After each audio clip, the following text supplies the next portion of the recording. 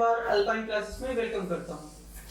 हम लोगों ने पहले क्लास में अंग्रेजी की पहली क्लास जब हमने लिया था उसमें हमने आपको बताया था कि जितने भी वर्ड्स होते हैं उनको हम लोग 8 कैटेगरी में डिवाइड कर देते हैं। जितने भी वर्ड्स होते हैं उनको हमने 8 कैटेगरी में डिवाइड कर दिया था।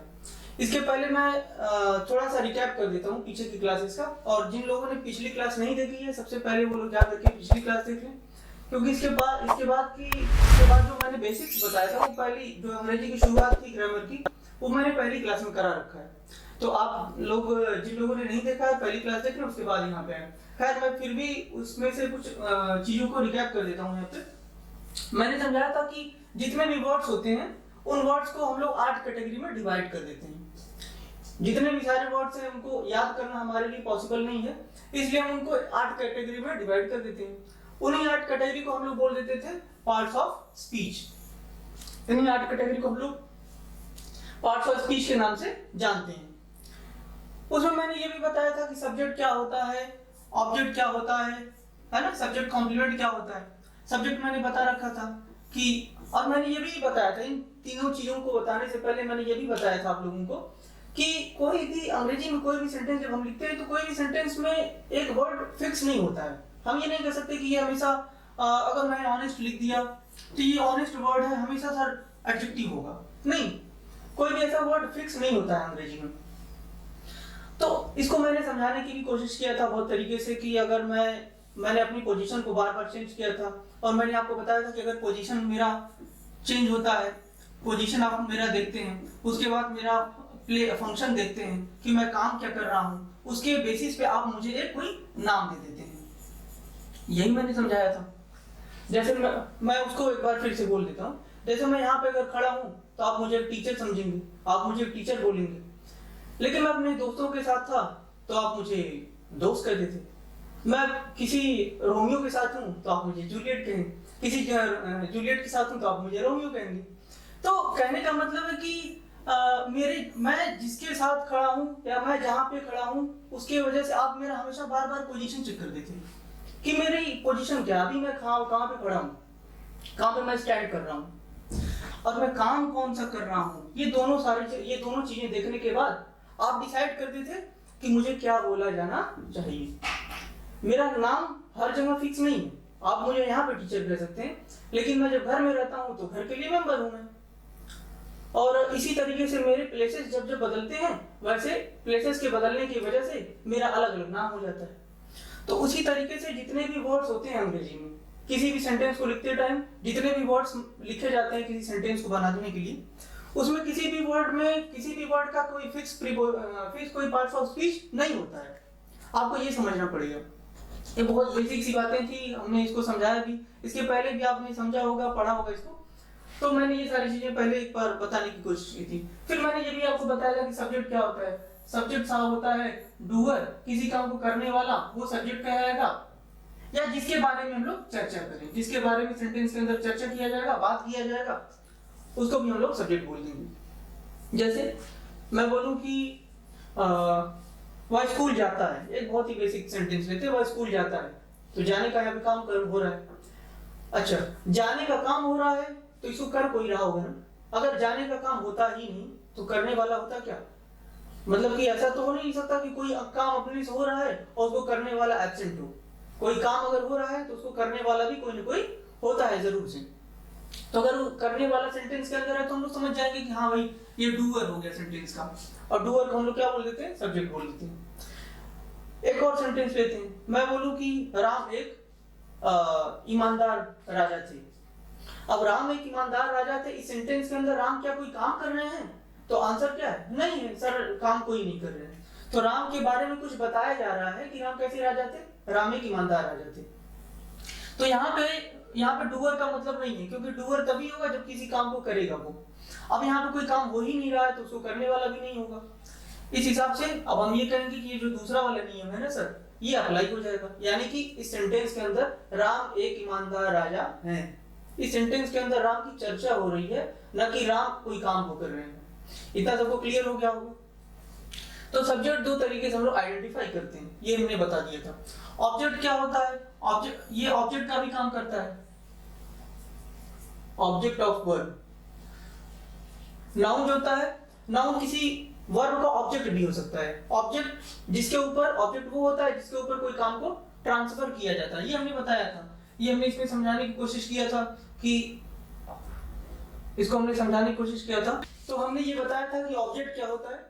ऑब्जेक्ट के बारे में हमने बोला था कि अगर कोई एक्शन होगा, हमने सेंटेंस लिखा था राम लाइक्स, यहाँ पे लाइक्स हो जाएगा, राम लाइक्स रिया, राम रिया को पसंद करता है। तो राम कोई काम कर रहा है ना, तो ये डूअर हो गया, तो इसको हम लोग बोल देंगे सब्जेक्ट। और ये वर्ब हो गया, और ये वर्ब जो है एक्शन किसके ऊपर ट्रांसफर हो रहा है, रिया के ऊपर ट्रांसफर हो रहा है, तो रिया क्या हो गई थी, ऑब्जेक्ट। उसी तरीके से नितिन क्या है, सब्जेक्ट है। इस यहाँ पे नितिन के बारे में चर्चा हो रही है।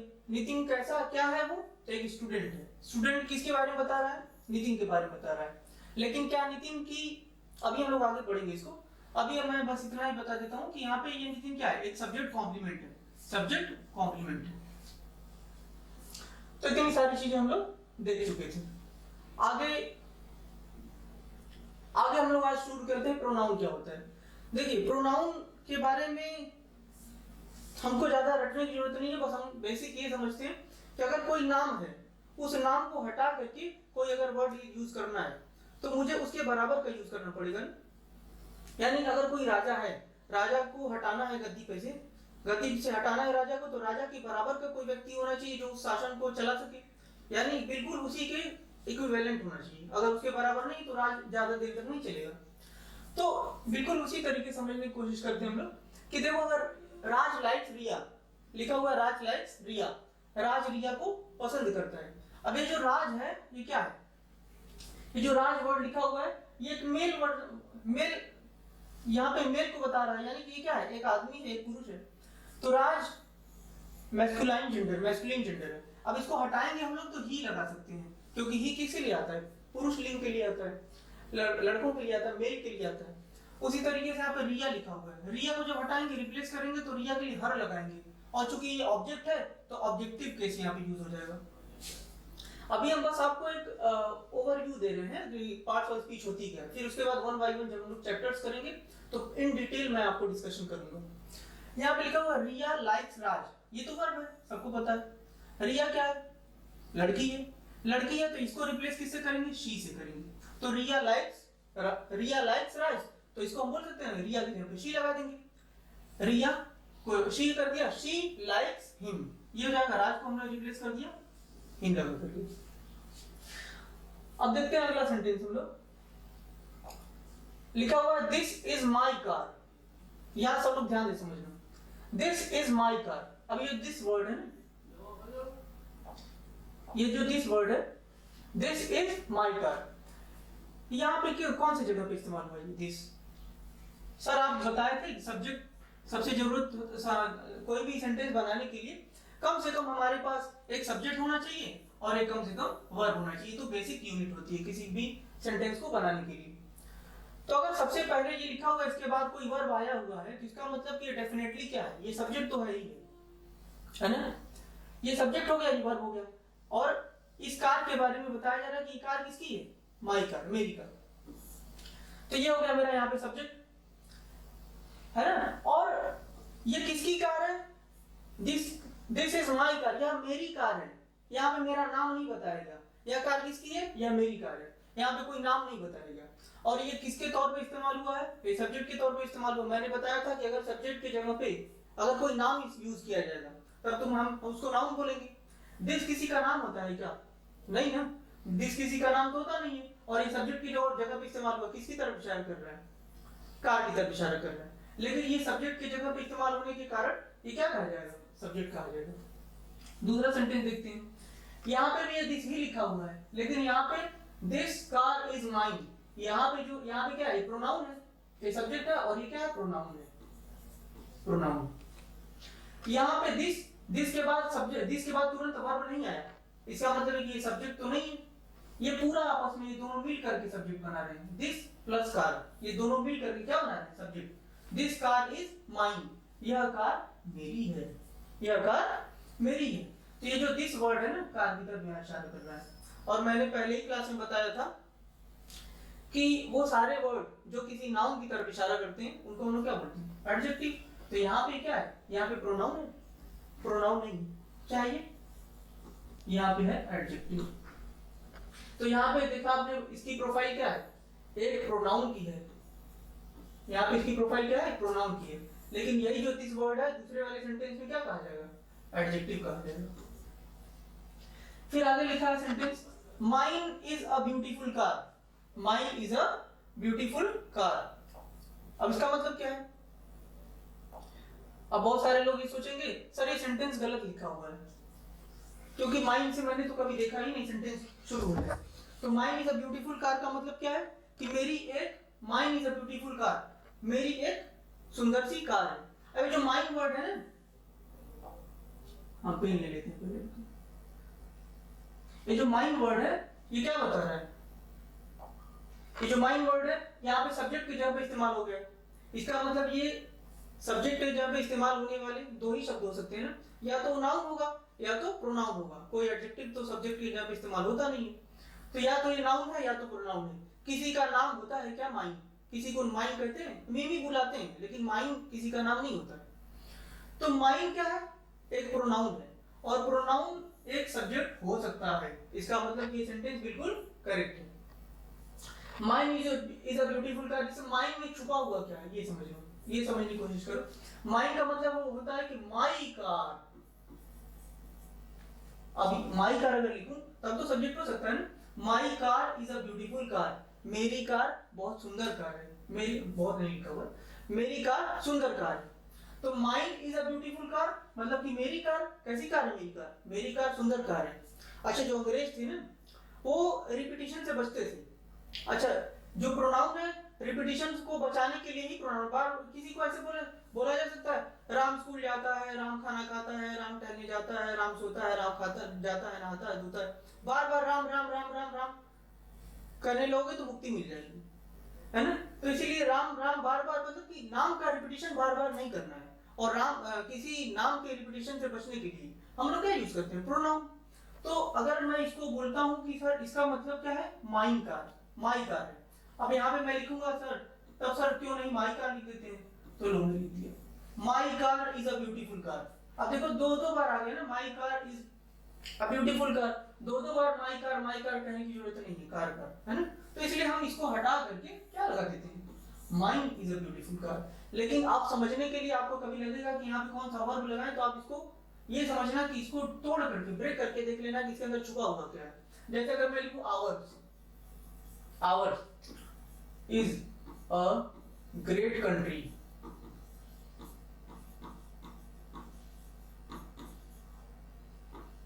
Hours is a great country मतलब कि हमारा देश कैसा है, इसके अंदर क्या छुपा हुआ है, आवर कंट्री, आवर कंट्री छुपा हुआ है। कहने का मतलब है कि our country is a great country, हमारा देश महान देश है। तो आवर्स लगा सकता हूँ ना, इसको रिप्लेस करके आवर्स लगा सकता हूँ, तो बस वही सेंस है इसमें। तो mine is a beautiful car मतलब मेरा जो कार है, मेरी जो कार है कैसी है, बहुत ही सुंदर कार है, मेरी कार सुंदर कार है। अब देखो आगे चलते हैं लोग,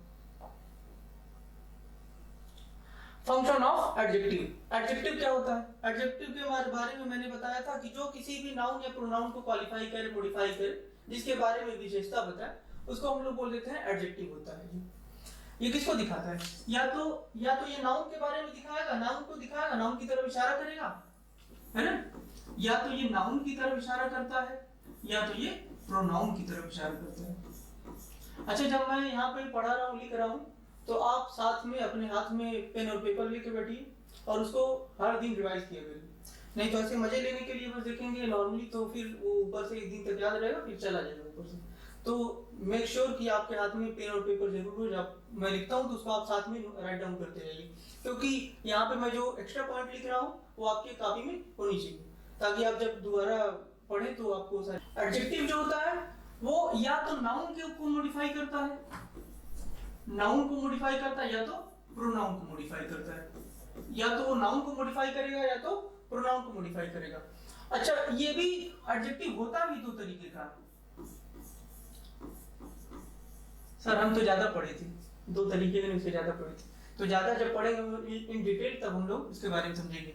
बस ये समझो कि एडजेक्टिव का जो फंक्शन होता है ना, दो तरीके से यूज होता है। एडजेक्टिव को दो तरीके से हम लोग कैसे यूज करते हैं, एक होता है प्रेडिकेटिवली, प्रेडिकेट के तौर पे, प्रेडिकेटिवली और एक होता है एट्रीब्यूटिवली। या प्रेडिकेट के तौर पर इस्तेमाल कैसे करते हैं, और जब वो किसी का क्वालिटी बताता है, गुण बताता है, तब वो कैसे इस्तेमाल होता है, अभी के लिए समझो, ठीक है। ये देखो हमने बुलेट बना दिया। तो यहाँ पे मैंने सेंटेंस लिखा ऋतिक इज हैंडसम। ऋतिक क्या है, हैंडसम है। तो यहाँ पे ऋतिक एक सब्जेक्ट है, ऋतिक के बारे में बताया जा रहा है कि ये क्या है, हैंडसम है। तो जो हैंडसम वर्ड है किसकी तरफ इशारा कर रहा है, ऋतिक की तरफ इशारा कर रहा है। फिर आगे सेंटेंस लिखा है, तो ये जो ऋतिक की तरफ इशारा कर रहा है, तो हैंडसम क्या हो गया, ये हो गया एडजेक्टिव। क्या हो गया, एडजेक्टिव। लेकिन इन दोनों में से कौन सा एडजेक्टिव, तो इसको समझने के लिए, कौन सा एडजेक्टिव समझने के लिए पहले थोड़ी सी बात मेरी 2 लाइन में बोलता हूँ, उसको ध्यान से सुनिए सब लोग। कोई प्रेडिकेट क्या होता है, अगर एक सेंटेंस लिखा हुआ है, अगर मैं इस सेंटेंस की बात करूं, यहाँ से यहाँ तक मैंने सेंटेंस लिखा है, मैं बोलूं इसमें सब्जेक्ट क्या है, तो सर सब्जेक्ट ऋतिक है। तो बाकी क्या है, ऋतिक के बारे में जो कुछ भी बोला गया वो क्या कहलाता है, वो कहलाता है प्रेडिकेट। तो सब्जेक्ट क्या है, जो उस काम को करे वो सब्जेक्ट है, या जिसके बारे में हम लोग डिस्कशन करते हैं वो सब्जेक्ट है। और जो कुछ भी बोला जाएगा सब्जेक्ट के बारे में वो क्या कहलाएगा, प्रेडिकेट कहलाएगा। क्या कहलाएगा, प्रेडिकेट कहलाएगा। तो प्रेडिकेट देखो, सेंटेंस सब्जेक्ट के बाद हमने सब्जेक्ट लिखा, उसके बाद हमने क्या लिखा, प्रेडिकेट लिखा, प्रेडिकेट लिखा। तो सब्जेक्ट के तुरंत बाद जो है प्रेडिकेट, प्रेडिकेट के भी बाद कुछ है क्या, यहाँ पे तो कुछ नहीं है। तो यानी प्रेडिकेट जो होता है वो सेंटेंस का, किसी सेंटेंस का आखिरी पार्ट होता है, जो भी कुछ कहा जाएगा सेंटेंस के बारे में। यहाँ पे सब्जेक्ट लिख दिया मैंने शुरू में, और उसके बाद जो मैंने प्रेडिकेट लिखा वो प्रेडिकेट ही अंत में लिखा जाता है। यानी कि प्रेडिकेट वो पार्ट होता है जो कुछ भी सब्जेक्ट के बारे में कहा जाए या बोला जाए। और जाहिर सी बात है, जो भी कुछ कहा जाए वो सब्जेक्ट के बाद ही आएगा, और सब्जेक्ट के बाद में आएगा वो, यानी कि वो एंड में आता है, सेंटेंस के का वो एंड पार्ट होता है। तो वही बिल्कुल समझ लो उसी तरीके से कि जो प्रेडिकेट होता है ना, अगर एडजेक्टिव के तौर पर इस्तेमाल होता है, तो जब एडजेक्टिव के बाद कुछ भी ना लिखा हो, यहाँ पे लिखा है ना ऋतिक इज हैंडसम। अब ऋतिक के इज हैंडसम, हैंडसम के बाद तो कोई वर्ड है नहीं, तो हमने बोला कि हैंडसम क्या है, एडजेक्टिव है। तो एडजेक्टिव कौन सा वाला है सर, प्रेडिकेटिव है कि एट्रीब्यूटिव है। तो यहाँ पे क्या कह देंगे हम लोग इसको कि ये प्रेडिकेटिव एडजेक्टिव है। क्यों, क्योंकि यहाँ पे इसके बाद कुछ भी नहीं लिखा हुआ है, ये सेंटेंस का एंड पार्ट है। आगे वाले में देखते हैं, Hrithik is a handsome hero. अब यहाँ पे हीरो जो वर्ड है ये ना क्या है, नाउन है। ये जो हीरो वर्ड है क्या है, नाउन है। और ऋतिक ये जो हैंडसम वर्ड है किसकी तरफ इशारा कर रहा है, हीरो की तरफ इशारा कर रहा है। हीरो की तरफ इशारा कर रहा है, तो ये हो गया एडजेक्टिव। कौन सा एडजेक्टिव, तो यहाँ पे किसी नाउन को जो क्वालिफाई कर रहा होता है बगल में लग करके, उसको हम लोग बोलते हैं एट्रीब्यूटिव एडजेक्टिव। तो यहाँ पे इसका एट्रीब्यूट बता रहा है, हीरो का एट्रीब्यूट बता रहा है, इसलिए यहाँ पे एट्रीब्यूटिवली यूज हुआ है। और यहाँ पे ये प्रेडिकेटिवली यूज हुआ है, क्योंकि इसके बाद कोई भी वर्ड नहीं है, कोई भी नाउन या प्रोनाउन नहीं आया है। आगे हम लोग देखते हैं, this is a black marker. This, अभी पिछले सेंटेंस में हमने इसको डिस्कशन किया था इसका, this is a black marker. ये जो दिस वर्ड है यहाँ पे प्रोनाउन के तौर पे इस्तेमाल हुआ, क्या, क्योंकि यहाँ पे एक वर्ब आ गया। मार्कर नाउन है, मार्कर क्या है, नाउन है। ये जो ब्लैक है एडजेक्टिव है। कौन सा एडजेक्टिव है, एट्रीब्यूटिव एडजेक्टिव है। क्यों एट्रीब्यूटिव एडजेक्टिव है, क्योंकि ब्लैक मार्कर की तरफ इशारा कर रहा है, उसके जस्ट बगल में लग करके उसको डिफाइन कर रहा है। यहाँ पे जो दिस है मार्कर के बगल में लग गया। अब ये जो दिस है यहाँ पे प्रोनाउन नहीं है। ऊपर वाले सेंटेंस में दिस क्या था, प्रोनाउन था। ऊपर वाले सेंटेंस में दिस क्या था, प्रोनाउन था। लेकिन यहाँ पे क्या है, दिस एडजेक्टिव। और वो भी एडजेक्टिव में भी कौन सा एडजेक्टिव, तो एडजेक्टिव में भी ये तो नाउन हो गया, और जो नाउन के बगल में लग करके उसको क्वालिफाई करे, कौन सा एडजेक्टिव, एट्रीब्यूटिव एडजेक्टिव। तो ये हो गया यहाँ पे एट्रीब्यूटिव एडजेक्टिव। यहाँ पे ब्लैक क्या है, तो सर ब्लैक भी एडजेक्टिव है। किसकी तरफ इशारा कर रहा है, दिस मार्कर की तरफ। ये जो मार्कर रखा हुआ है ना, इस मार्कर की तरफ, मतलब मैं ये बोलूं कि ये मार्कर काला है, तो इस मार्कर की तरफ इशारा कर रहा हूं। तो इस मार्कर की तरफ इशारा करने की वजह से इस मार्कर की विशेषता खासियत क्या होगी, ये क्या काला है, ब्लैक है, तो ब्लैक भी एक हो गया adjective. He is a student, he is a student. अब स्टूडेंट के बारे में क्या बोला जा रहा है, सॉरी ही के बारे में क्या बोला जा रहा है कि एक स्टूडेंट है। अच्छा, यहाँ से सब लोग ध्यान से समझने की कोशिश करेंगे, मैं इसको इरेज कर देता हूँ।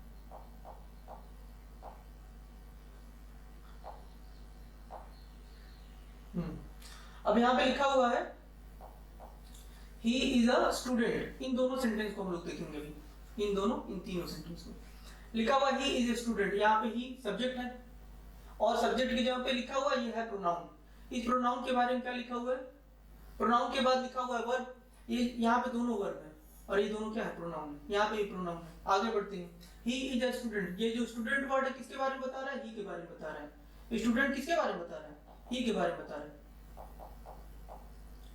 ये जो स्टूडेंट है ही के बारे में बता रहा है। तो स्टूडेंट कोई एडजेक्टिव है, स्टूडेंट होना किसी की विशेषता होती है, खासियत होती है, नहीं। स्टूडेंट इसके बारे में बता रहा है कि वो है क्या, उसकी पहचान क्या है।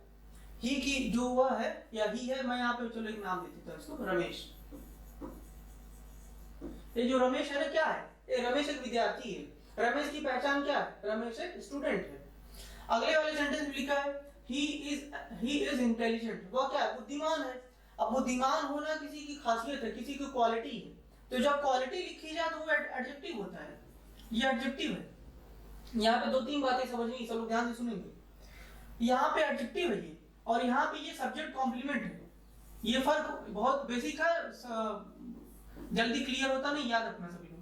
तो ये सब्जेक्ट कॉम्प्लीमेंट है और यहाँ पे ये इंटेलिजेंट जो है वो एडजेक्टिव है। अच्छा, जब सब्जेक्ट कॉम्प्लीमेंट होता है तब इसको हम लोग बोलते हैं लिंकिंग वर्ब। क्या बोल देते हैं, लिंकिंग वर्ब। हालांकि कभी कभी इंटरचेंजेबली भी यूज हो जाता है लिंकिंग वर्ब, और इसको भी लिंकिंग वर्ब बोल देते हैं क्योंकि इन दोनों को लिंक कर रहा है, जोड़ रहा है। और यहाँ पे इसको क्या बोलते हैं, यहाँ पे इसको बोलते हैं स्टेटिव वर्ब। स्टेटिव वर्ब जब भी एडजेक्टिव को जो जोड़ेगा, किसी सब्जेक्ट को किसी एडजेक्टिव से जो वर्ब जोड़ेगा उसको हम लोग स्टेटिव वर्ब बोलते हैं, क्योंकि यहाँ पे दशा बताई जा रही है, स्थिति बताई जा रही है, स्टेट बताया जा रहा है ना। तो ये हो गया स्टेटिव वर्ब और यहाँ पे ये हो गया लिंकिंग वर्ब। इसको हम लोग सब्जेक्ट कॉम्प्लीमेंट बोलेंगे, इसको हम लोग बोलेंगे एडजेक्टिव। सबको क्लियर है यहाँ तक? आगे लिखा हुआ है he is an intelligent student. अब ये जो इंटेलिजेंट है ये कौन सा एडजेक्टिव है, ये एट्रीब्यूटिव एडजेक्टिव है, स्टूडेंट के बारे में बता रहा है। स्टूडेंट क्या है, स्टूडेंट है सर नाउन, इस नाउन के बारे में विशेषता बता रहा है। इन दोनों को मिल करके, इन दोनों को मिला करके ये बन जाता है नाउन फ्रेज, है ना। जब एडजेक्टिव में नाउन जुड़ जाता है तब इसको हम लोग बोलते हैं नाउन फ्रेज होते हैं, है ना। और यहाँ पे देखो आर्टिकल लगा हुआ है ना, मैंने ये बताया है कि हमेशा आर्टिकल ए एंड द, जो 3 आर्टिकल होते हैं वो हमेशा किसी नाउन के ही आगे लगते हैं। तो एडजेक्टिव के आगे तो लग नहीं सकता, है ना। मैं ये नहीं कह सकता ना कि वह एक ईमानदार है, वह 3 ईमानदार है। तो किसी की ईमानदारी या किसी की अच्छाई को गिना नहीं जा सकता, नंबर्स में नहीं गिना जा सकता। हम लोग ये बोल सकते हैं कि वो बहुत अच्छा है या बहुत खराब है ना।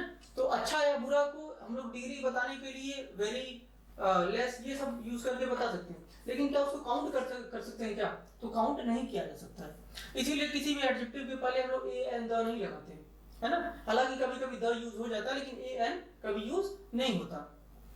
तो यहाँ पे देखो, यहाँ पे सर यूज हुआ है नहीं, हम ये नहीं कहेंगे कि ये इंटेलिजेंट के लिए यूज हुआ है। ये पूरे का पूरे यहाँ से लेकर के यहाँ तक का जो फ्रेज लिखा हुआ है ना, इंटेलिजेंट स्टूडेंट, तो ये पूरे इंटेलिजेंट स्टूडेंट के लिए यूज हुआ है, ना कि इंटेलिजेंट के लिए यूज हुआ है। यहाँ पे मैंने लिखा ना एडजेक्टिव में जब नाउन जोड़ देते हैं तो क्या बन जाता है, नाउन फ्रेज बन जाता है। और नाउन फ्रेज के साथ तो हम लोग यूज कर ही सकते हैं। आगे देखते हैं हम लोग, फिर अगला सेंटेंस लिखा हुआ है ही इज सिंगिंग, वह गा रहा है। अब यहाँ पे देखो ये जो सिंगिंग है, ये जो सिंगिंग लिखा हुआ है, सिंगिंग, यहाँ पे सिंगिंग किसका काम कर रहा है, यहाँ पे वर्ब का काम कर रहा है, ये मेन वर्ब है ना। और यहाँ पे क्या है, ये हेल्पिंग वर्ब है। यहाँ पे ये स्टेटिव वर्ब नहीं है, ये हेल्पिंग वर्ब है। क्यों, क्योंकि इस मेन वर्ब की मदद कर रहा है। ये मदद कर रहा है, जिसकी मदद कर रहा है वो मेन वर्ब हो गया, और जो मदद कर रहा है उसको हम लोग बोल देंगे हेल्पिंग वर्ब। ये हो गया सब्जेक्ट। आगे लिखा हुआ ही इज ए सिंगर। अब ए सिंगर क्या है, यहाँ पे ये नाउन है। क्या है, नाउन है, एडजेक्टिव नहीं है। इसीलिए यहाँ पे जो इज है, यहाँ पे तो हेल्पिंग वर्ब है, लेकिन यहाँ पे क्या हो जाएगा, यहाँ पे सब्जेक्ट स्टेटिव, यहाँ पे लिंकिंग वर्ब हो जाएगा। अभी हमने पिछली स्लाइड में बताया था लिंकिंग वर्ब। मेरी राइटिंग थोड़ी सी ठीक नहीं है तो आप लोग मैनेज कर लीजिएगा। ही इज अ सिंगर, यहाँ पे नाउन था इसलिए लिंकिंग वर्ब हो गया, ये हेल्पिंग वर्ब हो गया।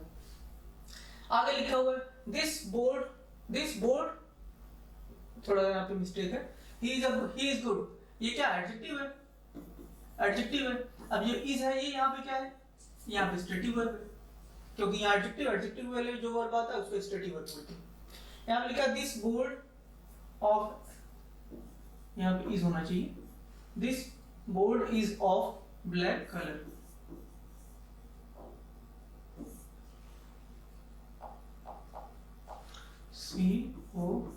COLOUR colour. This board is of black colour. ये जो बोर्ड है वो किस कलर का है? काले कलर का है। तो जो ब्लैक है इस कलर के बारे में बता रहा है। तो ये क्या हो गया? ये फिर से क्या हो गया हमारा? एट्रीब्यूटिव एडजेक्टिव हो गया। एट्रीब्यूटिव एडजेक्टिव हो गया। आगे लिखा हुआ this is a black board. अभी जो ब्लैक है किसकी तरफ इशारा कर रहा है? बोर्ड की तरफ। फिर से ये क्या हो गया? एट्रीब्यूटिव एडजेक्टिव हो गया। This is my book. यहाँ पे दिस क्या है? यहाँ पे दिस क्या है? प्रोनाउन है, क्योंकि यहाँ पे इज लगा हुआ है। और यहाँ पे दिस क्या है? एडजेक्टिव है, क्योंकि बुक के बारे में विशेषता बता रहा है। माइन क्या है? यहाँ पे माइन भी प्रोनाउन है, क्योंकि ये ऑब्जेक्ट काम कर रहा है। और ऑब्जेक्ट आपका और काम करता है, या तो नाउन करेगा या तो प्रोनाउन करेगा। आगे बढ़ते हैं।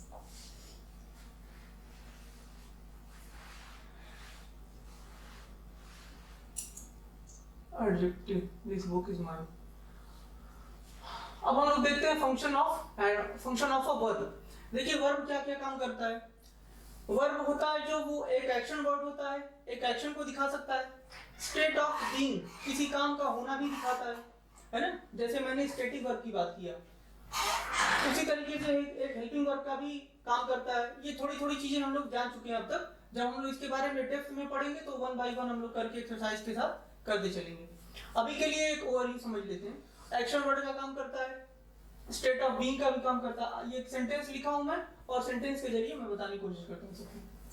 पहला सेंटेंस लिखा हुआ है ही इज या वाज सिंगिंग। इज भी लगा सकते हैं, वाज भी लगा सकते हैं। ही, या यहाँ पे जो सिंगिंग वर्ड है, ये जो सिंगिंग वर्ड है ये काम है कोई, तो ये क्या है? मेन वर्ब है। ये क्या? Main verb. और ये जो इज या वाज लगा हुआ है ये हेल्पिंग वर्ब है। क्यों? क्योंकि इसकी मदद कर रहा है। ही इज गुड, यहाँ पे एडजेक्टिव है। एडजेक्टिव के पहले जो वर्ड आते हैं, जो वर्ब आता है, उसको हम लोग क्या बोलते हैं? स्टेटिव वर्ब बोलते हैं। ये स्टेटिव वर्ब हो गया। I am smart. स्मार्ट क्या है? स्मार्ट भी ये क्या है? एडजेक्टिव है। एडजेक्टिव के पहले जो वर्ब आया हुआ है वो स्टेटिव वर्ब हो गया। यू हैव गॉन, तुम चले गए हो, तुम जा चुकी हो। अब ये जो गॉन वर्ड है ना, ये वर्ब है, वर्ब की थर्ड फॉर्म है। यहाँ पे हैव लगा हुआ है। हैव किसकी तरफ इशारा कर रहा है? ये प्रेजेंट का परफेक्ट टेंस है, यानी ये मदद कर रहा है। हेल्पिंग वर्ब लगा हुआ है, ये हेल्पिंग वर्ब के बाद ये मेन वर्ब लगा हुआ है, यानी कि ये मेन वर्ब हो गया, ये हो गया मेन वर्ब, और ये क्या हो गया? हेल्पिंग वर्ब हो गया। इतना सबको समझ में आ रहा होगा। लिखा हुआ है यहाँ पे यू हैव ए नॉवेल। इन दोनों सेंटेंस को ध्यान से देखो। You have a novel. अब यहाँ पे जो हैव लगा हुआ है, सर परफेक्ट टेंस है ये तो? नहीं, परफेक्ट टेंस नहीं है। अब यहाँ पे हैव था तो इसके साथ देखो वर्ब की थर्ड फॉर्म लगी है, यानी अगर परफेक्ट टेंस होगा तो वर्ब की थर्ड फॉर्म आनी चाहिए। यहाँ पे वर्ब की थर्ड फॉर्म है तो हम समझ गए कि हाँ ये हैव जो है वो परफेक्ट टेंस को बिलोंग कर रहा है। लेकिन यहाँ पे भी हैव लगा हुआ है। क्या यहाँ पे कोई काम हो रहा है? यू हैव ए नॉवेल, तुम्हारे पास एक नॉवेल है। तो यहाँ पे ये बस बताया जा रहा है कि तुम नॉवेल को पोजेस कर रहे हो, तुम्हारे पास नॉवेल का अधिकार है, तुम्हारे पास एक नॉवेल है, ये बात बताई जा रही है। तो ये कौन सा वर्ब हो गया? ये वर्ब तो है, लेकिन कौन सा वर्ब है? मेन वर्ब है। ये मेन वर्ब है, मेन वर्ब, ये है मेन वर्ब ऑफ पोजेशन, अधिकार बताने वाला verb, main verb of possession. समझ आ रहा है सबको? यानी बोलते हैं कि मेरे पास एक कार है, मेरे पास दिमाग है, मेरे पास गाड़ी है, बहुत सारे लोगों के पास दिमाग नहीं। तो आप क्या रखते हैं या आप क्या नहीं रखते हैं, क्या पोजेस करते हैं या क्या पोजेस नहीं करते हैं, वो बताने वाला कौन होता है? हैव, हैड, है ना? ये जो हैव हैड है ये इस्तेमाल किए थे वर्ब ऑफ पोजीशन के तौर पे। तो यहाँ पे आप देख रहे हैं कि हैव लगा हुआ था यहाँ पे, तो ये जो हैव है ये हेल्पिंग वर्ब का काम कर रहा था, लेकिन इसी हैव को हमने बिना वर्ब के, बिना मेन वर्ब के इस्तेमाल कर लिया, तो इसको मेन वर्ब ऑफ पोजीशन बोल रहे हैं। समझ आ रहा है सबको? तो यहाँ पे वर्ब की थर्ड फॉर्म जो है वो वर्ब की थर्ड फॉर्म जो है मेन वर्ब का भी काम करती है। अभी आगे हम लोग देखेंगे जबकि एडजेक्टिव का कब काम करती है, वर्ब का थर्ड फॉर्म एडजेक्टिव का कब काम करता है, और पास्ट पार्टिसिपल का कब काम करता है, ये अभी हम समझाते हैं। हेल्पिंग वर्ब सबको समझ में आ गया होगा। State of being, stative verb कब होता है ये भी समझ में आ गया होगा। एक दो सेंटेंस अभी मैं और लिख करके बता देता हूँ, ज्यादा क्लियर हो जाएगा उससे। फिर आगे लिखा हुआ ही, अच्छा इसको अभी बताएंगे, पहले ये समझ आ देते हैं थोड़ा सा। State of being, action word सबको समझ में आ गया कि काम होगा जब, तो उसको हम लोग एक्शन वर्ड बोलेंगे। जैसे यहाँ पे सिंगिंग क्या था, एक्शन वर्ड था, यहाँ पे एक्शन हो रहा है, ये जिस मेन वर्ड को ही हम लोग एक्शन वर्ड भी बोलते हैं, तो ये सबको समझ में आ गया। हेल्पिंग वर्ब क्या होता है ये भी सबको समझ में आ गया। स्टेटिव वर्ब भी मैं बता चुका हूँ, जब एडजेक्टिव का तौर पे इस्तेमाल करते हैं तब उसको स्टेटिव वर्ब बोलते हैं, उसमें जो लगा हुआ वर्ब रहता है उसको स्टेटिव वर्ब बोलते हैं। फिर भी मैं एक दो एग्जांपल समझाने की कोशिश करता हूँ। जैसे हम लोग बोलते हैं ना कि फूल महकता है, तो फूल महकता है, इसका से क्या समझ में आ रहा है कि फूल कोई ऐसा इंसान है जो उठता है खुद ही को जाकर के चल करके ऐसे सूंघ लेता अपने आप को, ऐसा तो नहीं होता ना। तो फूल महकता, महकने का मतलब क्या है, फूल के अंदर महकने की क्वालिटी है, फूल के अंदर महक, आप उसको महकते हैं, फूल के अंदर महक की क्वालिटी है। तो इसलिए हम लोग बोले, ये नहीं बोल सकते कि फूल एक्शन कर रहा है, यहाँ पे एक्शन करने वाला फूल नहीं है, एक्शन करने वाले आप हो सकते हैं। जैसे अगर मैं बोलूँ कि मैं फूल को महकता हूँ, यानी मैं जानबूझ करके फूल को महकने का काम कर रहा हूँ, यानी कि मैं डेलिबरेटली उसको काम को कर रहा हूँ। तो मैं किसी काम को जब कर रहा हूँ, यहाँ पे काम हो रहा है, यहाँ पे फंक्शन हो रहा है, मैं किसी फंक्शन में इन्वॉल्व हो रहा हूँ, है ना। तो जब मैं किसी फंक्शन में इन्वॉल्व हो रहा हूँ तब यहाँ पे मेन वर्ब का कंसेप्ट आएगा। जैसे फ्लावर, फ्लावर इज स्मेलिंग, अगर मैं लिख दूं फ्लावर इज स्मेलिंग, इसका मतलब ये हो जाएगा ना कि जो फूल है ना सूंघने का काम कर रहा है। फूल ऐसा है, फूल कोई इंसान है जो उठ करके जाएगा किसी दूसरे फूल को उठाएगा, तोड़ेगा और ऐसे सूंघेगा, ऐसे तो नहीं कर सकता ना।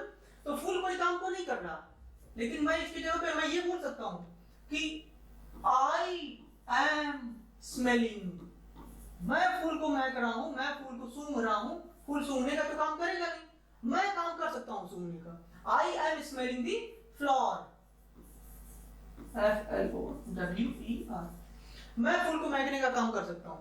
तो मैं यहाँ पे हूँ तो ये सब्जेक्ट हो गया, यहाँ पे ये जो ing वाली फॉर्म है ना, यहाँ पे बिल्कुल ठीक है, यहाँ पे ये क्या है, हेल्पिंग वर्ब है ना। ये सेंटेंस ही अपने आप में क्या है, गलत है, ये सेंटेंस ऐसे नहीं लिखा जाएगा।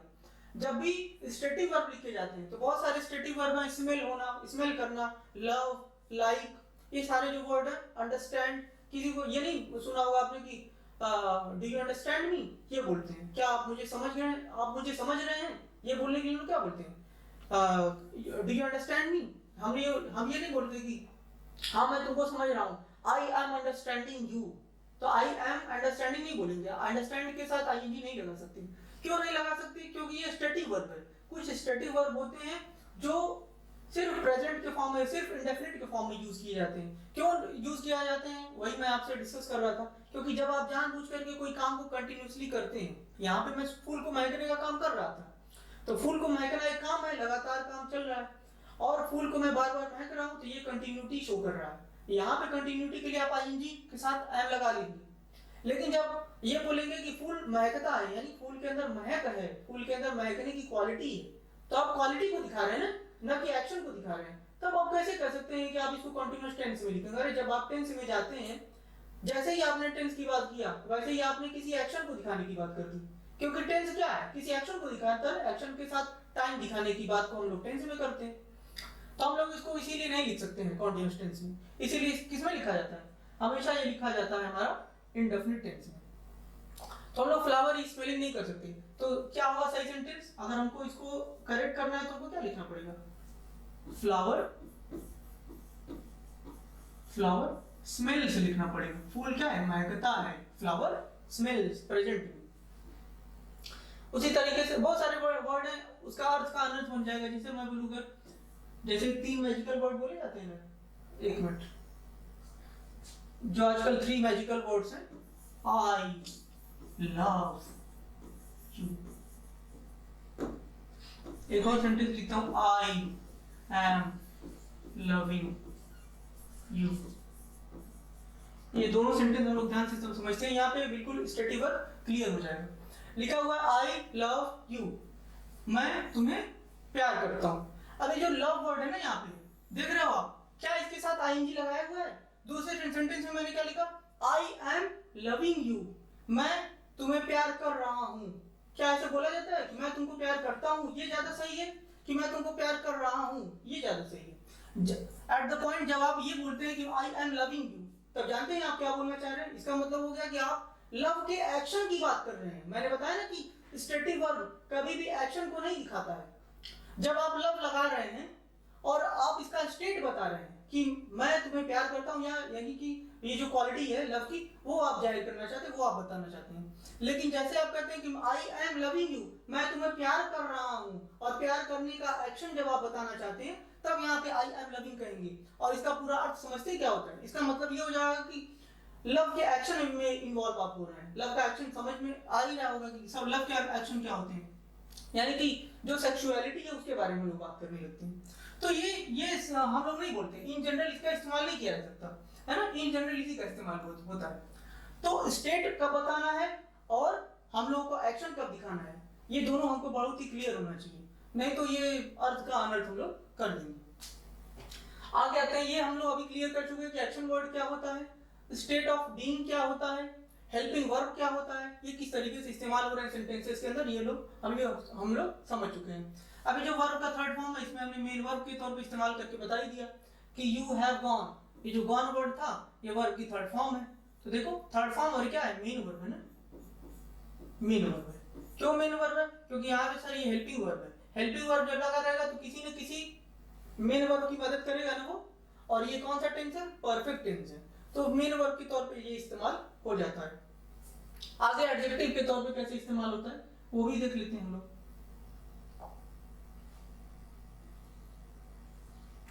आगे कुछ सेंटेंस लिखा हुआ है, he has been fired, लिखा हुआ he has been fired, उसको निकाल, यहाँ पे फायर का मतलब आग नहीं है ना, he has been fired, उसको नौकरी से निकाल दिया गया है। तो जब नौकरी से निकाल देना, किसी को कहीं से निकाल देना, जॉब से निकाल देना, घर से धक्के मार के भगा देना, तो उसको फायर कर देने को बोलते हैं। मतलब बोला जाता है कि ये इसको फायर कर दिया गया, उसके बॉस ने उसको निकाल दिया। तो फायर करने का मतलब क्या होता है, डिसमिस कर देना, डिसमिस फ्रॉम द जॉब। तो ही हैज बीन, अब यहाँ पे हैज बीन के साथ देखो आईएनजी लगा है क्या? सर नहीं लगा है। हैज बीन तो कहाँ लगता है, प्रेजेंट परफेक्ट कॉन्टिन्यूअस में लगता है, लेकिन यहाँ पे हैज बीन किसको दिखा रहा है, स्टेट को दिखा रहा है, स्टेटिव वर्ब है ये। क्यों? क्योंकि ये एडजेक्टिव के तौर पे इस्तेमाल हुआ है। सर ये तो वर्ब लिखा हुआ है, ये तो थर्ड फॉर्म है। हाँ, वर्ब की थर्ड फॉर्म भी एडजेक्टिव के तौर पे इस्तेमाल होती है, ऊपर मैंने भी दिखाया। तो कुछ ऐसे वर्ड होते हैं जो वर्ब की थर्ड फॉर्म जो होती है वो या तो किसी मेन वर्ब का काम कर सकती है, या तो वो एक एडजेक्टिव का भी काम कर सकती है ना, और एक पार्टिसिपल का भी काम कर सकती है। पास्ट पार्टिसिपल क्या होता है बताएंगे।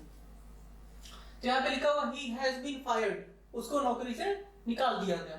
तो यहाँ पे एडजेक्टिव है, और एडजेक्टिव को जो क्वालिफाई करने वाला जो वर्ब होता है, यानी एडजेक्टिव के पहले जो वर्ब लगता है एडजेक्टिव के साथ, वो लगता है स्टेटिव वर्ब। तो यहाँ पे इसलिए ये स्टेटिव वर्ब है। दूसरा सेंटेंस लिखा हुआ आई एम एक्साइटेड, मैं क्या हूँ, एक्साइटेड हूँ। आई एम एक्साइट नहीं होता, आई एम एक्साइटेड बोलेंगे, ठीक है। वर्ब की third form ED. I am frightened, मैं बहुत डरा हुआ हूँ, है ना, ईडी लगा करके यूज करेंगे, यानी थर्ड फॉर्म। देखो आई एम के साथ वर्ब की थर्ड फॉर्म, ये सारे क्या है, ये भी एडजेक्टिव, ये भी एडजेक्टिव। मैं पजल्ड हूँ, पजल्ड का मतलब बहुत परेशान हूँ ना, दुविधा में हूँ ना, है ना, फंस जाना, किसी मैटर के अंदर फंस जाना, उलझ जाना, उसको हम लोग बोलते हैं पजल्ड। तो I am excited, I am frightened, I am puzzled, या आई एम बेविल्डर्ड, ये भी मतलब होता है मोर और लेस पजल्ड के ही, मतलब कि नहीं बोलते हैं कि मैं बिल्कुल चकरा गया, मैं तो एकदम परेशान हो गया, तो उस सेंस में बेविल्डर्ड बोलते हैं इसको, ठीक है। तो बेविल्डर्ड का भी देखो मैंने थर्ड फॉर्म लिखा है। क्यों लिखा है? क्योंकि सारे के सारे जितने भी वर्ड मैंने थर्ड फॉर्म में लिखे हैं, ये सारे क्या है, एडजेक्टिव के तौर पे इस्तेमाल हो रहे हैं। सर मैं ना बहुत कंफ्यूज हो गया, तो कंफ्यूज हो गया कोई वर्ड नहीं, कंफ्यूज्ड हो गया ऐसा बोला जाता है, ठीक है। आई एम कंफ्यूज्ड, ईडी में बोल रहा हूँ, ठीक है, तो ध्यान से सुनेंगे सब लोग। तो I am confused, I am worried, I am worry नहीं, I am worried, third form. तो आई एम के साथ देख रहे हैं, ये सारे के सारे क्या हैं, ये एडजेक्टिव के तौर पे इस्तेमाल हुए हैं। जैसा मैंने यहाँ पे लिखा, वर्ब की थर्ड फॉर्म अगर होगी तो मेन वर्ब का भी काम करती है, और हम उसको एडजेक्टिव के तौर पे भी इस्तेमाल करते हैं, जैसा हमने सेंटेंस में बता दिया। अब एक और पॉइंट लिखा हुआ पास्ट पार्टिसिपल, सर ये क्या होता है, ये भी समझ लेते हैं। पास्ट पार्टिसिपल, यहाँ पे सेंटेंस लिखा हुआ ये, यहां से सेंटेंस लिखा हुआ है, लिखा हुआ है आई लव रोस्टेड चिकन। अच्छा, जब लव लिखा रहता है तो love, I love roasted chicken, यहाँ पे रोस्टेड चिकन से आप प्यार करते हैं ये कहने का मतलब नहीं, तब तो मुर्गी को जन्नत मिल जाती है ना। लेकिन यहाँ पे जब आप बोलते हैं आई लव रोस्टेड चिकन, इसका मतलब क्या है, मुर्गी गई आज शाम को मुर्गी बनेगी, तो आई लव रोस्टेड चिकन। यहाँ पे जो चिकन वर्ड है इसके बारे में बताया जा रहा है। अगर मैं सिर्फ इतना लिखूं, इसको भी हटा देता हूँ, ठीक है, बस इतना लिखा होता आई लव चिकन, मुझे चिकन पसंद है, यही कहना चाह रहे हैं। लेकिन मैंने जैसे ही बोल दिया आई लव रोस्टेड चिकन, यानी ये जो रोस्टेड वर्ड है ना, ये चिकन के बारे में बताने लगा। देखो ये वर्ब की थर्ड फॉर्म है ना, ये वर्ब की थर्ड फॉर्म है, और किस तरीके से ये इस्तेमाल हो रहा है, ये इस्तेमाल हो रहा है पार्टिसिपल की तरह से, पार्टिसिपल और पास्ट पार्टिसिपल। इसका मतलब समझने की कोशिश करते हैं। आई लव, मुझे पसंद है चिकन, मुझे चिकन पसंद है, और कैसा चिकन पसंद है, मुझे भुना हुआ चिकन पसंद है, यानी ऐसा चिकन भुनता हुआ, जब भुन रहा है तब पसंद है, कि भुना हुआ जब आ जाता है प्लेट में लग करके तब पसंद है, यानी भुना हुआ पसंद है, यानी वो काम बीत चुका है, यानी पास्ट में, इसीलिए उसको बोलते हैं पास्ट पार्टिसिपल। और इसका जो हिंदी में सेंस निकलता है ना, हुआ या करके का सेंस निकलता है। अभी सेंटेंस का मतलब बताऊंगा, समझ आएगा सबको। आई लव रोस्टेड चिकन, मुझे कैसा चिकन पसंद है, तो भुना हुआ चिकन पसंद है मुझे। आई लव रोस्टेड पीनट, मुझे मूंगफली कैसी पसंद है, भुनी हुई मूंगफली पसंद है। तो मूंगफली हो गई या चिकन हो गया, ये दोनों कैसे पसंद है, मुझे रोस्टेड पसंद है। तो जो रोस्टेड वर्ड है ना, ये क्या है, पार्टिसिपल है, और पार्टिसिपल भी कौन सा, तो पास्ट पार्टिसिपल है। फिर लिखा हुआ है आई ईट स्टीम्ड मोमो, ये स्टीम मतलब होता है क्या, भाप।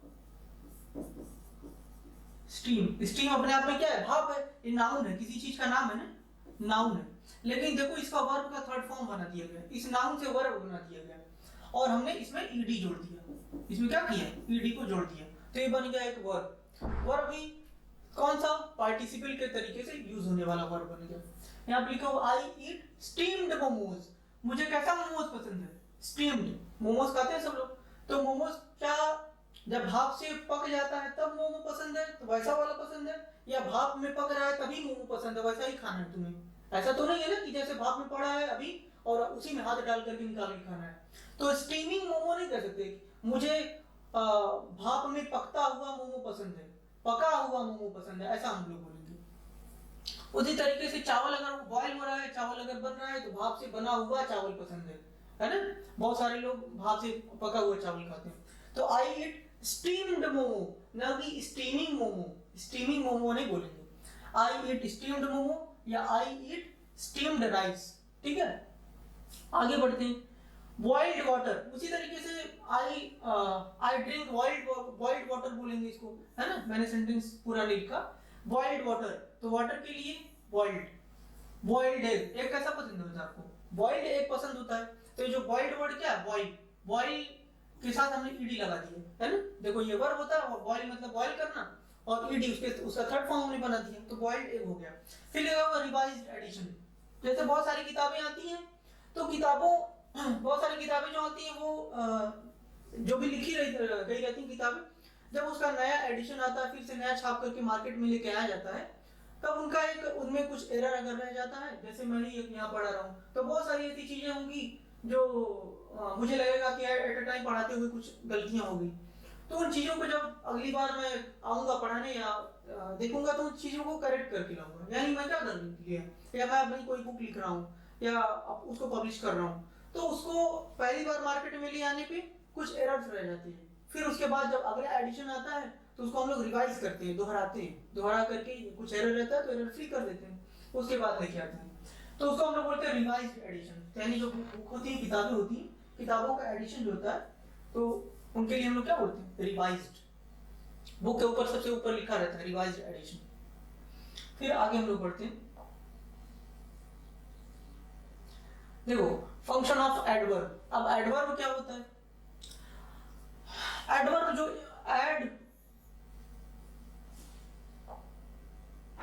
जो एडवर्ब होता है, पेन कलर चेंज कर, जो एडवर्ब होता है एड प्लस वर्ब, जो वर्ब के बारे में कुछ एक्स्ट्रा इंफॉर्मेशन दे, है ना, उसको हम बोलते हैं एडवर्ब। आज तक तो यही जानते थे, है ना, कि सर वर्ब एडवर्ब जो होता है वो वर्ब के बारे में बताता है, वर्ब को जो क्वालिफाई करेगा, डिफाइन करेगा, उसको हम लोग बोल देंगे एडवर्ब। लेकिन देखो adverb is a word which qualifies the meaning of verb. ये वर्ब को भी क्वालिफाई करता है, एक एडजेक्टिव को भी क्वालिफाई करता है, या किसी दूसरे एडवर्ब को भी क्वालिफाई करता है इन द सेम सेंटेंस, उसी सेंटेंस के अंदर। समझ आया सबको? यानी यहाँ पे कुछ सेंटेंस लिखा हूं, समझने की कोशिश करते हैं। यानी एक एडवर्ब वो वर्ड होता है जो किसी वर्ब की तरफ इशारा करेगा, या किसी एडजेक्टिव की तरफ इशारा करेगा, या किसी एडजेक्टिव की तरफ इशारा करने के अलावा वो किसी एडवर्ब की तरफ भी इशारा करता है ना। यहाँ पे लिखा हुआ है शी परफॉर्म्ड ब्रिलियंटली, ये जो वर्ड है ब्रिलियंटली किसकी तरफ इशारा कर रहा है? परफॉर्म की तरफ। परफॉर्म क्या है? वर्ब है, सर वर्ब का सेकंड फॉर्म है, ये पास्ट का इंडेफिनिट लिखा हुआ सेंटेंस, हालांकि ये वर्ब है ना। तो ये जो वर्ड है ब्रिलियंटली, उसने कैसे परफॉर्म किया? उसने बहुत ही अच्छा परफॉर्म किया, ब्रिलियंटली परफॉर्म किया, बहुत ही शानदार प्रदर्शन किया उसने। तो ये जो ब्रिलियंट वर्ड है ना, ब्रिलियंटली उसी से बना दिया गया, और ये किसको दिखा रहा है? परफॉर्म की तरफ इशारा कर रहा है। तो परफॉर्म क्या है? वर्ब है। यानी कि कोई भी ऐसा वर्ड जो किसी वर्ब की तरफ इशारा करे उसको क्या बोलोगे? एडवर्ब। ये तो पहली बात समझ आएगी सबको। अब आगे बढ़ते हैं। शी परफॉर्म्ड क्वाइट ब्रिलियंटली, है ना। शी परफॉर्म्ड क्या है? ये वर्ब है। ये क्या है सर? ये हो गया एडवर्ब। अभी ऊपर आपने बताया ये क्या था? एडवर्ब था। अगर मैं इसको हटा देता, ये लो तुम्हारे सांत्वना के लिए मैंने इसको हटा दिया। शी परफॉर्म्ड ब्रिलियंटली, ये एडवर्ब है, इसकी तरफ इशारा कर रहा है। वर्ब की तरफ इशारा करने वाला वर्ड एडवर्ब कहलाता है। ठीक है, इतना सबको समझ में आ गया। अब देखो ये जो क्वाइट वर्ड है ना, ये किसकी तरफ इशारा कर रहा है? उसने परफॉर्म किया ब्रिलियंटली, उसने बहुत अच्छा परफॉर्म किया, उसने अच्छा परफॉर्म किया। जैसे ही मैंने क्वाइट लगा दिया, है ना, जैसे ही क्वाइट वर्ड लगा दिया, ये क्वाइट वर्ड है, ब्रिलियंट की तरफ इशारा करने लगा। मतलब कि क्वाइट का मतलब था पूरी तरीके से, उसने मतलब कहीं भी कमी छोड़ी ही नहीं, उसने बहुत ही अच्छा परफॉर्म किया।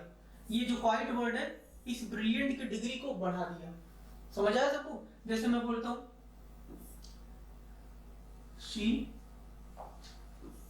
शी इज ब्यूटीफुल, वो कैसी है? सुंदर है। She is beautiful. नॉर्मल लड़कियां कैसे होती? Normal beautiful. तो लेकिन अगर मुझे इसकी डिग्री बढ़ानी हो, उनकी जो जिस लड़की को मैं बोल रहा हूँ उसकी अगर डिग्री बढ़ानी हो, बहुत सुंदर है, तब मैं क्या बोलूंगा? She is very beautiful. She is very beautiful, है ना। तो यहाँ पे जो शी इज ब्यूटीफुल, ब्यूटीफुल क्या है? एडजेक्टिव है, जो इस शी की तरफ इशारा कर रहा है कि कोई महिला है, कोई मैडम है जो कैसी है? सुंदर है। और she is very beautiful, very word किसकी तरफ इशारा कर रहा है? ब्यूटीफुल की तरफ। ब्यूटीफुल क्या है? एडजेक्टिव है। समझ आया सबको? यानी इस एडजेक्टिव की डिग्री को बढ़ा दिया, वो सुंदर नहीं है, बहुत ही ज्यादा सुंदर है ना, परम सुंदरी है। तो परम सुंदरी मतलब ज्यादा सुंदर है। तो ये जो ब्यूटीफुल वर्ड है ना, ब्यूटीफुल की डिग्री को बढ़ाने के लिए हमने क्या यूज किया? वेरी यूज किया। तो ये वेरी क्या है?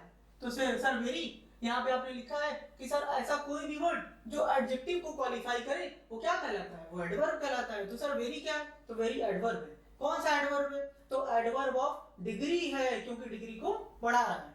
तो शी इज वेरी ब्यूटीफुल, तो ब्यूटीफुल की डिग्री को बढ़ाने वाला वर्ड एडवर्ब हो गया। तो उसी तरीके से एडवर्ब की भी डिग्री बढ़ाने वाला क्या कहलाता है? वो भी एडवर्ब कहलाता है। यहाँ पे क्वाइट क्या है?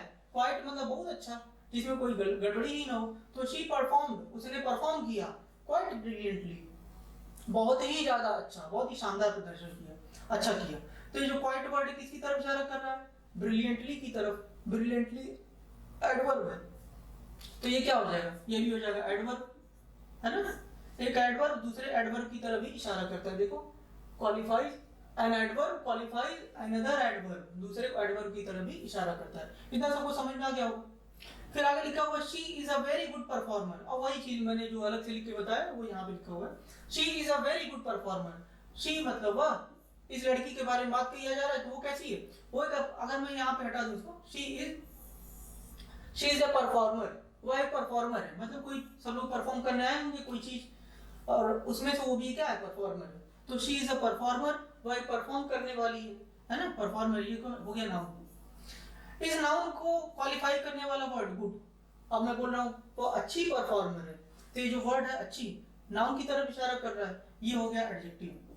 समझते जाएंगे सब लोग, ये हो गया एडजेक्टिव, है ना, एडजेक्टिव, सॉरी, ये हो गया एडजेक्टिव। अब इस एडजेक्टिव को कौन बता रहा है, इस एडजेक्टिव की तरफ, इस एडजेक्टिव की भी डिग्री बढ़ा रहा है ना, वेरी, ये वेरी किसकी डिग्री बढ़ा रहा है, इस एडजेक्टिव की। तो इस एडजेक्टिव की डिग्री बढ़ाने वाला ये क्या हो गया, एडवर्ब हो गया। यानी कि सबसे पहले लिखा है एडवर्ब, उसके बाद क्या है एडजेक्टिव, उसके बाद क्या है नाउन, है ना। सीक्वेंस हमको समझ में आ रहा है ना। तो नाउन के पहले क्या लगता है एडजेक्टिव, और इस एडजेक्टिव के पहले क्या लग सकता है एडवर्ब। इतना क्लियर हो गया होगा I think.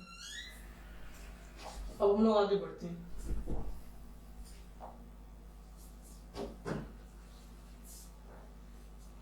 Function of preposition. Preposition क्या होता है,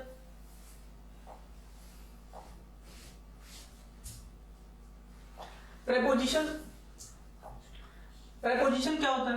प्रेपोजिशन देखो, पहले इसको सेंटेंस समझेंगे, उसके बाद हम प्रेपोजिशन पे आएंगे। ऐसे डायरेक्ट कोई आपसे नहीं पूछेगा, कोई डेफिनेशन जानने की कोई ज्यादा जरूरत नहीं है।